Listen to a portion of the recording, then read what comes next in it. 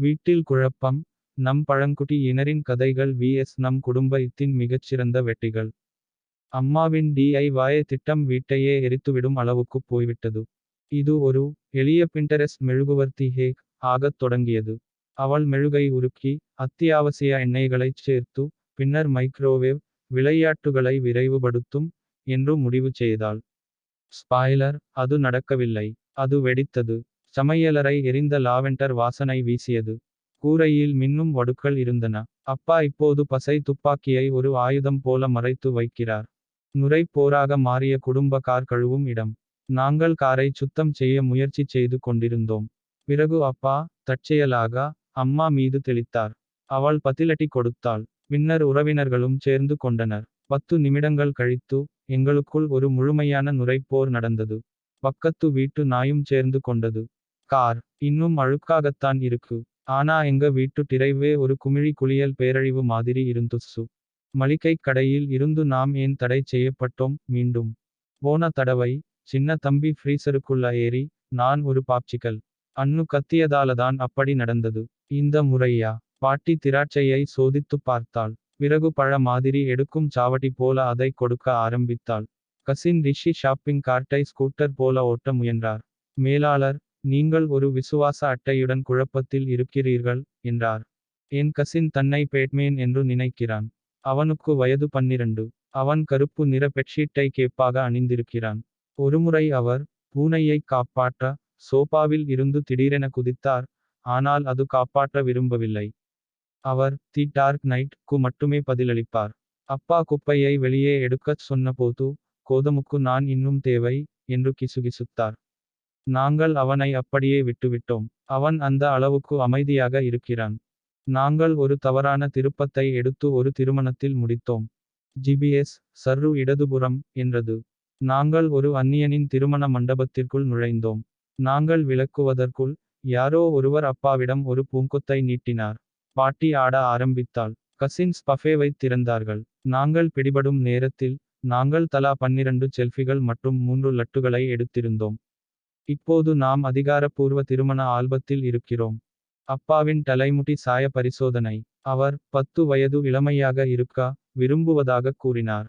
அவர் anti WhatsApp பல்கலைக்கழகத்திலிருந்து ஒரு மர்மமான மூலிகை நிறத்தை வாங்கினார். அவன் தலைமுடி ஊதா நிறமாக மாறியது. அவன் இது வெளிச்சப் பிரச்சினை என்றான். நாய் கூட அவனை அடையாளம் காண மறுத்தது. அவன் ஒரு வாரம் தொப்பி அணிந்திருந்தான்.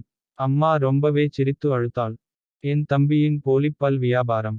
அவர் பள்ளியில் பிளாஸ்டிக் காட்டேரி பற்களை வியாபாரம் செய்யத் தொடங்கினார். பின்னர் பல் சான்றிதழ்களை உருவாக்கி தன்னை பல் முதலாளி என்று அழைத்துக் கொண்டார். தங்கப் படலப் பற்களுக்கு அவர் 10 பைசா வசூலித்தார். சரக்கு காக தாத்தாவின் பற்களைப் பிடுங்க முயற்சிக்கும் வரை எல்லாம் நன்றாகவே நடந்தது. இப்போது அவர் பதவி நீக்கம் செய்யப்பட்டு ஒரு ஸ்டிக்கர் அதிபர் என்று மறுபெயரிடப்படுகிறார். பாட்டி ஒரு உணவு வலைப்பதிவர் ஆனார். அவள் ஒரு இன்ஸ்டாகிராம் ரீலை பார்த்தாள். அடுத்து எங்களுக்குத் தெரிந்தது அவர் தாலி செவ்வாய்க்கிழமைகளை நாடகத்தனமான நெருக்கமான காட்சிகளுடன் படமாக்கிக் கொண்டிருந்தார். அவளுடைய வாசகம் என்ன? நீ ஏப்பம் விடவில்லை என்றால் அது உணவே இல்லை. 43 விழுக்காடு அதிகமாக மஞ்சள் பயன்படுத்தலாம் போன்ற சொற்றொடர்களுடன் மற்ற அத்தைகளின் சமையலை அவர் மதிப்பாய்வு செய்கிறார். எங்கள் அனைவரையும் விட அவளுக்கு அதிகமான பின்தொடர்பவர்கள் உள்ளனர். நம் கிளி நாம் சொன்ன எல்லா கெட்ட வார்த்தைகளையும் திரும்பத் திரும்பச் சொன்ன நாள். கிளி கேட்பது எங்களுக்குத் தெரியாது.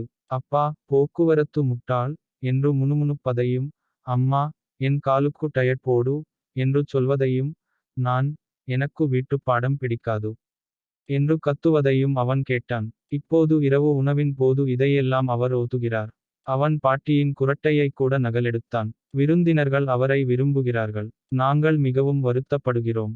கசின் வார்ஸ் தி பில்லோ ஃபைட் குரோனிக்கிள்ஸ் ஒரு சாதாரண தூக்க விளையாட்டாகத் தொடங்கியது பேட்டில் ராயல் படுக்கை பதிப்பாக மாறியது. கூட்டணிகள் துரோகங்கள் மற்றும் ஒரு காவிய பறக்கும் தலையணை தாக்குதல் ஆகியவை இருந்தன. நாங்கள் சோபா மெத்தைகளிலிருந்து கேடயங்களை உருவாக்கினோம். யாரோ ஒருவர் நான் தலையணை ராஜா என்று கத்தினார். மாமா முழு விஷயத்தையும் பதிவு செய்தார். இப்போது அது ஃப்ளஃப்ஜெட்டான் 2025 என்று தலைப்பிடப்பட்டுள்ளது. குடும்ப விளையாட்டு இரவு WWE ஆக மாறியது. இது யூனோவுடன் தொடங்கியது. பிறகு யாரோ ரிவர்ஸ் செய்தார்கள். பிறகு ஸ்கிப் செய்தார்கள். பிறகு பாட்டி 4 முறை டிரா செய்ய சவால் விட்டார்.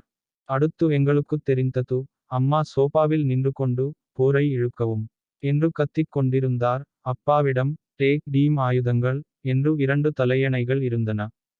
கசின்ஸ் ரெக்கார்டிங் செய்ய ஆரம்பித்தார்கள். என் அத்தை தற்செயலாக காபி டேபிளை கவிழ்த்தபோது, என் தம்பி, அவளை முடி என்று கத்தினான். தாத்தா தவறுதலாக நாயை பின் செய்துவிட்டதால் ஆட்டம் டையில் முடிந்ததாக அறிவிக்கப்பட்டது. நாம் அனைவரும் குளியலறையில் அடைக்கப்பட்ட நாள். அது ஒரு தம்பி, அக்கா குறும்பு மாதிரி இருக்கணும்.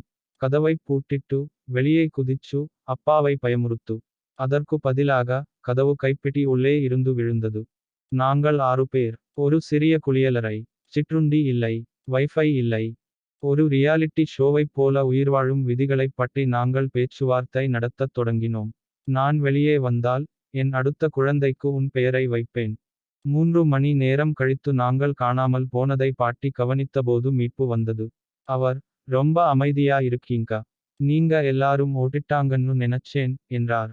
தாத்தா ஒரு ட்ரோன் வாங்கினார். இப்போது அக்கம்பக்கத்தினர் எங்களை வெறுக்கிறார்கள்.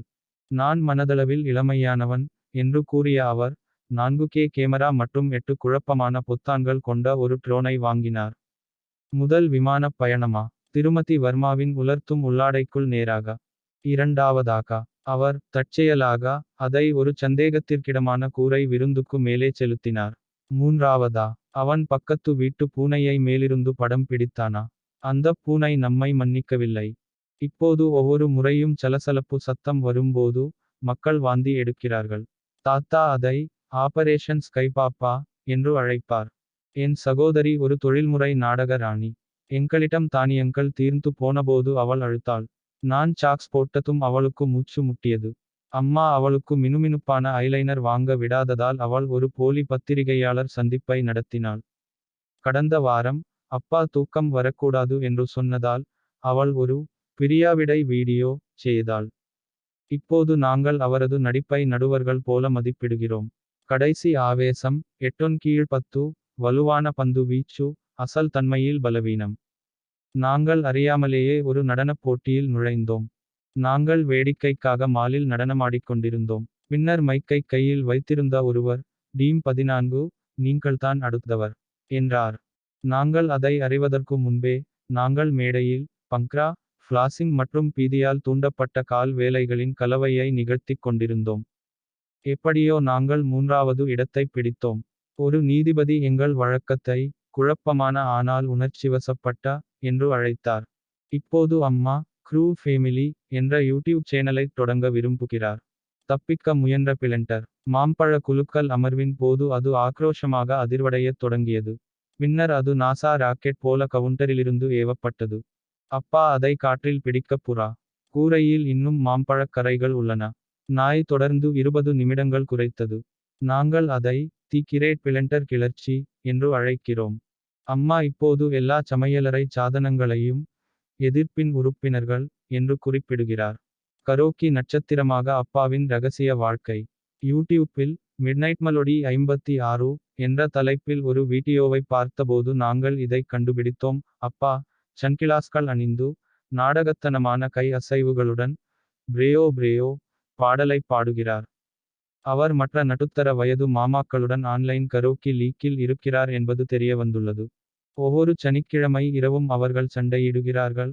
ஆனால் அவர், தாமதமாக வேலை செய்கிறார், என்று நாங்கள் நினைக்கிறோம். அம்மா ஆதரவளிப்பதாக கூறுகிறார். ஆனால் கொஞ்சம் பயமாகவும் இருக்கிறார். மறைந்து போகும் சாக்ஸின் மர்மம். ஒவ்வொரு சலவை நாளிலும், குறைந்தது 2 சாக்ஸ்கள் மறைந்துவிடும். நாங்கள் துணி துவைக்கும் இயந்திரத்தை குறை சொன்னோம்.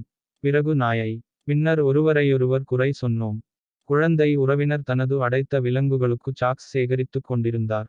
அவளுடைய டெடி இப்போது எங்களில் எவரையும் விட அதிகமான ஆடைகளை அணிந்திருக்கிறது. அவன் தன்னை வெளிப்படுத்திக் கொள்ள விரும்புகிறான், என்று கூறுகிறாள். சாக் திருடன் இன்னும் தலைமறைவாகவே இருக்கிறான். சாக் ஜிபிஎஸ் பற்றி நாங்கள் பரிசீலித்து வருகிறோம். அத்தையின் வாட்ஸ்அப் குழு மீண்டும் வேலைநிறுத்தம். அவர்கள் காலை 7 மணிக்கு முன்பு 47 குட் மார்னிங் செய்திகளை அனுப்பினார்கள். பின்னர் ஒரு வதந்தி பரவியது, பச்சை வெங்காயம் சாப்பிடுவது மன அழுத்தத்தை குறைக்கும். எனக்குத் தெரிந்த அடுத்த விஷயம், அம்மா எல்லோருடைய மதிய உணவுப் பெட்டியிலும் வெங்காயத்தை அடைப்பது. ஒரு அத்தை மும்பையில் வேட்டுகிரகவாசிகள் பற்றிய ஒரு போலி கட்டுரையைப் பகிர்ந்து கொண்டார். அப்பா அவசரகாலப் பையை கிட்டத்தட்ட எடுத்து வந்திருந்தார். நான் குழுவிலிருந்து வெளியேறினேன். அவர்கள் என்னை 3 முறை மீண்டும் சேர்த்தனர். எதிர்ப்பு பயனற்றது. நாயே எங்கள் ஜூம் மீட்டிங்கில் இணைந்தது. அது அப்பாவின் தீவிரமான அலுவலக விளக்கக்காட்சி. திடீரென்று எங்கள் நாய் குரைத்து, மடிக்கணினியில் குதித்து, எப்படியோ பூனை முக வடிகட்டியை இயக்கியது. அப்பாவின் முதலாளி, இன்னைக்கு மிஸ்டர் சர்மாவுக்கு கொஞ்சம் பூனை சக்தி இருக்குன்னு நினைக்கிறேன், என்றார். எங்கள் நாய் ஒரு அலுவலக புராணக்கதையாக மாறியது. அவர் இப்போது அனைத்து ஜூம்களிலும் கலந்து கொள்கிறார். அவர்கள் அவருக்கு ஒரு நிறுவன அடையாள அட்டையை கூட அனுப்பினர். ஜூனியர் மார்க்கெட்டிங் அதிகாரி. வீட்டில் குழப்பம். நம் பழங்குடியினரின் கதைகள் vs நம் குடும்பத்தின் மிகச்சிறந்த வெற்றிகள் முடிவு.